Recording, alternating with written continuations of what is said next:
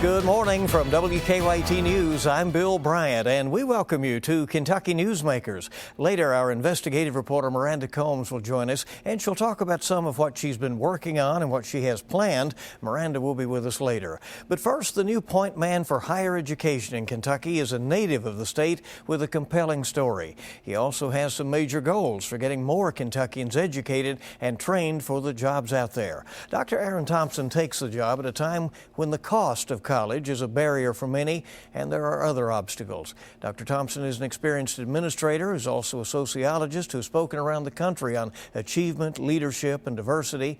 Thompson was chosen last month to head the Council on Postsecondary Education, which oversees the state's colleges and universities. He comes to the post after a decade of cuts to public higher education here in the Commonwealth. Dr. Thompson joining us this morning, and thanks for coming. Appreciate it. I guess it's Mr. President now as well, right? Well, you can call me anything you like. All right. Well, congratulations on your new assignment. I know it really is something that you are embracing. Your own story, very inspiring, having taken advantage of the educational opportunities that were available at the time. Just give us a little bit of your background. Sure. I'm from Clay County, Kentucky. My father was a coal miner. Mother was a housewife mother.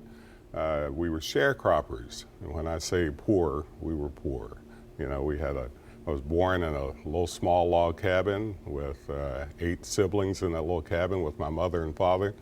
And the idea that we had an opportunity, if you will, was always told to us by Mom and Dad, even though they had no idea what college meant.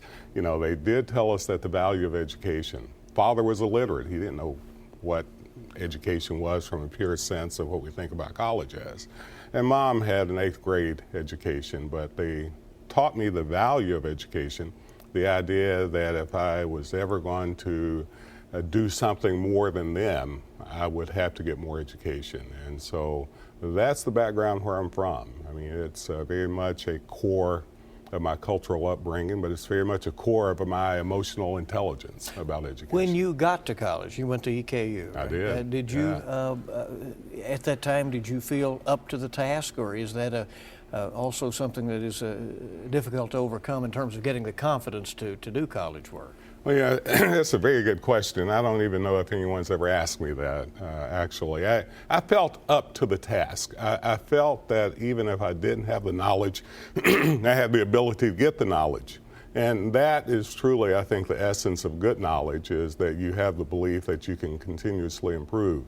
Did I have issues when I went to college as far as math and so on? Yeah, but I got it. So, you know, I did feel up to the task. When you think of your own story, do you feel that the same doors are as wide open for students today as they were for you? You know, as someone who studies culture and environments and so on, I will tell you, no, I think it's different. And I want to talk about it from two ends. I mean, are there opportunities out there more than when I was in school? Absolutely. I mean, the net price of college is very low. You can go, you got a lot more federal assistance and state assistance to go, a lot more campus assistance to go.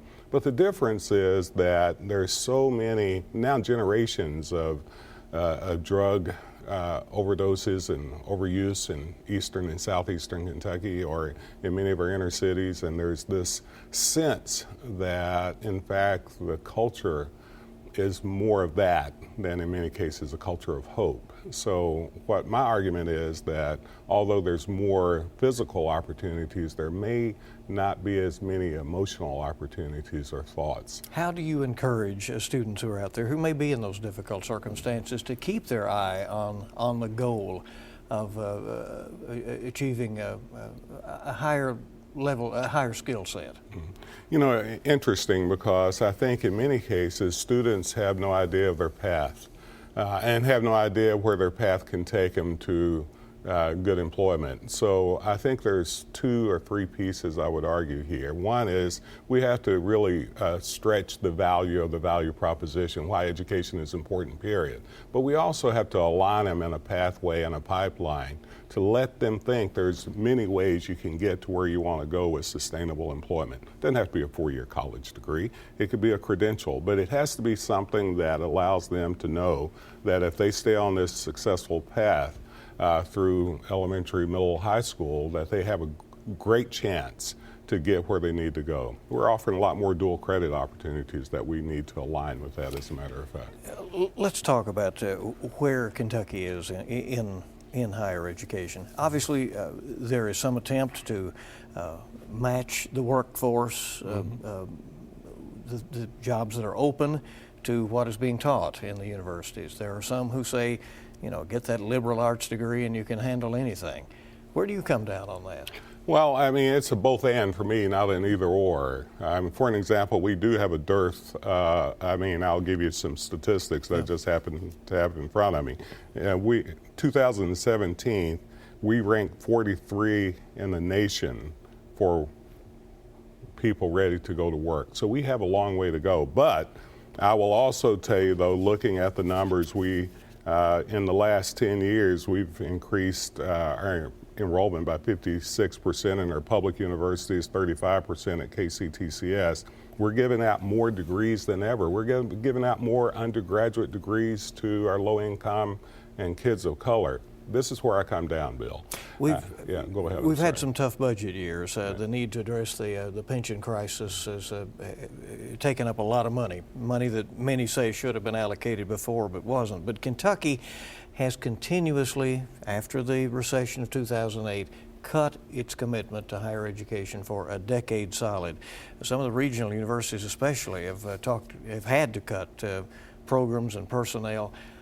Is that something that you're hoping to address? Oh, absolutely. I will tell you, I know the competing circumstances why higher ed has been cut, the pensions, Medicaid, and so on. There's a lot of issues that the legislature and the governor has to deal with, and I fully understand that that's the case.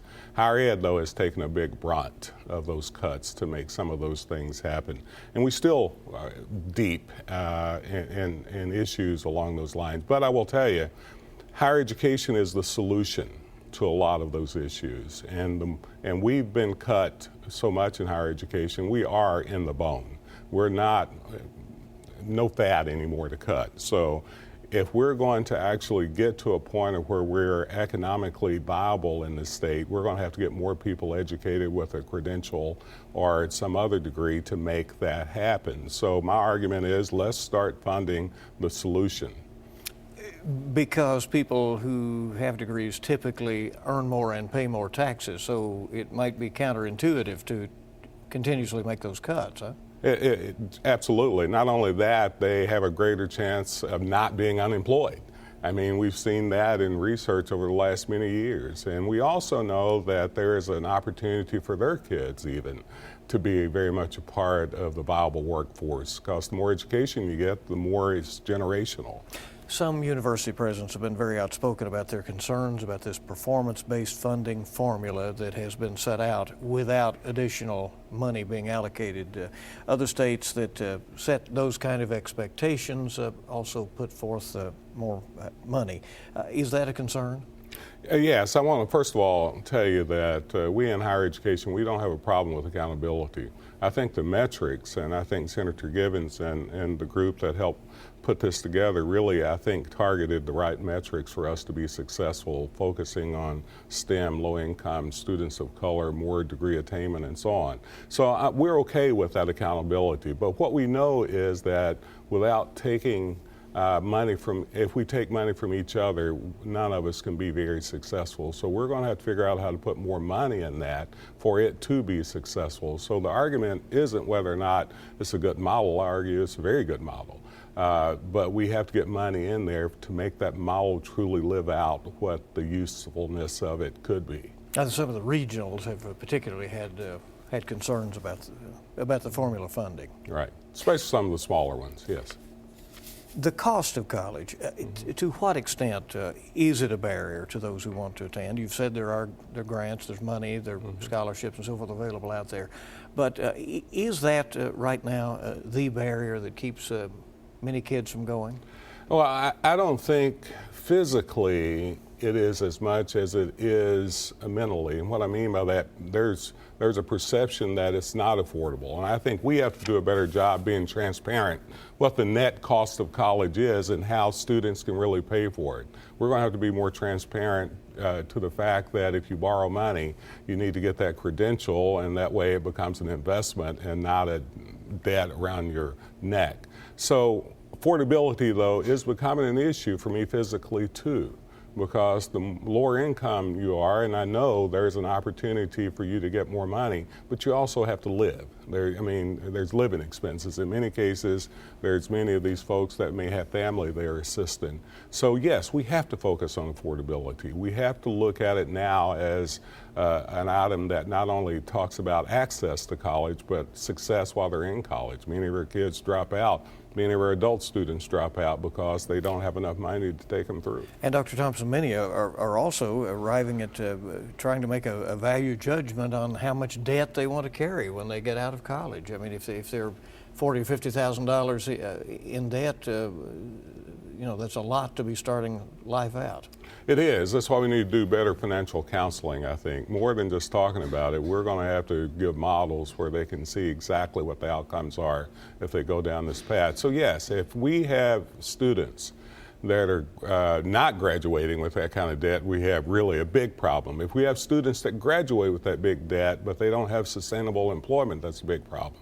If we have students that graduate with that debt that have very good employment, then it's far less of a problem. So we're going to have to think about mitigating student debt, true enough, but we're also going to have to think about how to make it more of an investment versus a barrier for their overall long-term success. Dr. Aaron Thompson is with us. He's the president of the Council on Postsecondary Education, overseeing the state's colleges and universities. More questions for him, including when is it that you intervene and convince students that they can go on? We're back with that and more on WKYT's Kentucky Newsmakers.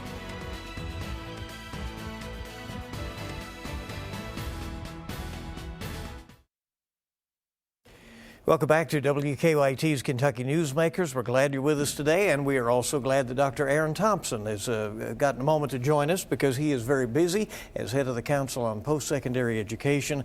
And you plan to be visible, to be out there, to visit these colleges and universities, and even attend some of their governing body meetings, as I understand it. Absolutely. As a matter of fact, when I leave here, I'm going to our community college systems board meeting. Yes, I do. Over the next year, I'll do a listening tour around the state. I want to hear from the citizens of the state or those regions that will tell me what they think are the barriers to success, especially around colleges. And I also want to go around talking to as many people as I can to talk about putting value back in the value proposition. There's many people that don't believe that higher education is worth it. So it's my job to show them not only that it's worth it or tell them, but to give them a way to think about how to make it happen for them and their families. High school graduation requirements have been changed this week. They'll be going into effect. They've been passed by the Kentucky Board of Education. Are students arriving on campus prepared to do college work? Not all, no. I wished I could say they were, and not just academically, because college is more about just academics. It's also being culturally, socially, and emotionally prepared to do it. We don't have enough arriving on campus, and I just want to say I believe in high standards. I'm glad we're looking at increasing high standards. I'm also anxious to see all the inputs that you have to put in it to reach those high standards, because what we know, if we're going to close this opportunity gap, no matter for which population we're talking about, we have to have high expectations, high rigor, but we also have to have high input. So no, we know that we're going to have to align ourselves better with P12, and Dr. Lewis and I have spent a lot of time talking about that. How can we work together in a more systematic way of making that happen? Where is the best point, in your view, to have, for lack of a better term, intervention and to convince young folks that you can do this? Here's a path to go down. You know, the chamber just introduced their roundtable report, and I sat on that business roundtable. And the first pillar they put there is a strong preschool system, And then the last pillar was really higher education and the workforce and so on. What I believe, for us to understand that we're going to be successful in high school, we have to start with a strong preschool system and just move through the pipeline. But we need to be aligning students in a pipeline by the time they get to be in 7th or 8th grade. Thinking about it. I'm not talking about tracking in that old way. Yep. I'm talking about giving them an idea about where and how they can get to where they need to go and what they have to do to perform to get there. I have a feeling your answer to this may be yes, because even though it's a multi-pronged question, UK is offering more online courses now, so many of our universities are reaching out and doing that. Private colleges doing that as well. Is it that, or is it the swank dorms and the fancy campuses and so forth that will drive more people to get education? Yes, on all of those. That's what I thought. Yes. I mean, it depends, right? If you're an adult learner, we need to get more back in. They probably aren't looking at the swank dorms. They're looking at access. They're looking at affordability. They're looking at getting something that they can use their knowledge in a competency way to get it. But if you're an 18-year-old, I have a 19-year-old in college, but if you're an 18-year-old, you're going to be looking at those things that give you the living. You're only in class about 15% of the time. The rest of the time you're living in a community. Right. So yes, it's all of those. What can you tell us about the new offerings, or at least the plan to have offerings, announced by Congressman Hal Rogers at Somerset Community College, where students apparently will be able to pursue 4-year degrees? And I know it's a work in progress, apparently. It is a work in progress. First of all, I believe anything we can do in that neck of the woods to offer access to our students, I think we should be looking at that. This is going to be about partnerships between our 2-year campuses and our 4-year campuses. And I'm pushing that hard myself. But we yet have to define exactly what that looks like there. What I know is that we're going to move down the path of defining it, but in a way that it has long-term sustainability. You're about a month into this new job. You're busy. You're telling me you're getting calls all the time. You're trying to keep your eye on your goals. What will have said you had a successful tenure as president of the college, the Council on Postsecondary Education in Kentucky, if it can be said about your time in this job? Well, several things. First of all, that more people would believe that they have access to a good quality higher education that's affordable, that they will have an opportunity to go no matter who they are, and once they get there, they can be more successful. So we would increase degree attainment in all areas, but especially those areas that are important to Kentucky. That we will have aligned better our workforce and our education system, that we get employers and industry in on the front end to help us to do it. That we will have done better in thinking about education as a pipeline, all the way from preschool through higher ed. And that, in fact, more than anything else, that we are in a situation whereby that we will have closed the opportunity gaps, the workforce gaps, and that we have enough good people in this state, whether they come in and stay here or we push people in the pipeline from here, that we will have a much longer economic development system that's powerful for Kentucky because of my time in office. It's going to be difficult to get there? Yeah, of course it is. I mean, but, you know, it's all about, it's like me coming from Clay County as a poor kid, the idea that if you don't work hard, you'll never get there. So it is about working hard, and it is about all of us speaking from the same page. All right. Well, our conversation has come full circle. Thank you very much for coming. We appreciate it very much. It's always good to see you. Dr. Thompson, thank you. Thank you. Coming back in just a moment, WKYT's investigative reporter Miranda Combs on some of what she's been looking into lately. It's ahead on Kentucky Newsmakers. Welcome back to Kentucky Newsmakers. WKYT investigative reporter Miranda Combs is always looking into issues, and it's been a busy last few weeks, and she's getting ready for the brand new year. There will be an Investigate special that airs on Christmas Day at 6:30 on the CW Lexington. Miranda, this is a special you and photographer Barton Bill build every year. You work on this, and I know it's really some highlights of what you've been after. It really is. It's always interesting to look back through the year and then see what kind of topics bubble reel to the top as what's been the most important. And this year, it's been the healthcare crisis. You know, it's been Medicaid issues, upsets, and drama when it comes to drugs, and also when it comes to insurance coverage. And I think we have a little preview of what's to come.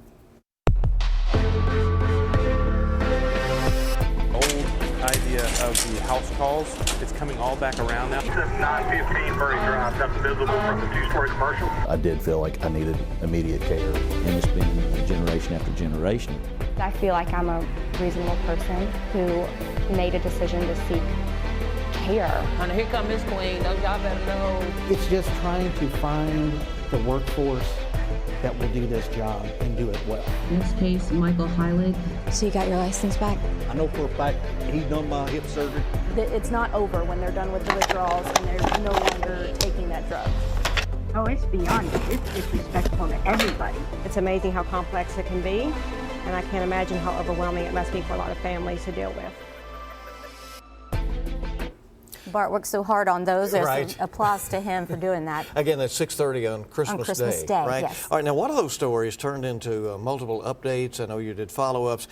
Insurance carrier Anthem Blue Cross Blue Shield, people going to the ER and then being surprised when emergency insurance did not cover that emergency. Well, it's actually our medical correspondent, Dr. Ryan Stanton. He brought this to our attention by saying that he was noticing that people coming into the ER were not getting the coverage they expected to get from coming in from what they thought was an emergency. And we had one case where a woman actually had an ovary rupture, and if any woman out there has had that, they know that's a very painful situation. 3 months later, after she's healed up and left the emergency room, she finds out that Anthem didn't cover her, and she had no idea why. And then they started noticing more and more. Now, Anthem's side of it is, yes, we have started scaling back on what we're going to cover because we want people to go to the appropriate outlets for the appropriate care. How do you know what's appropriate care, though, when it comes to an emergency? And so that's something that Dr. Stanton is highly against because he feels like he's the doctor, he's the one that decides whether something is an emergency or not. It's the old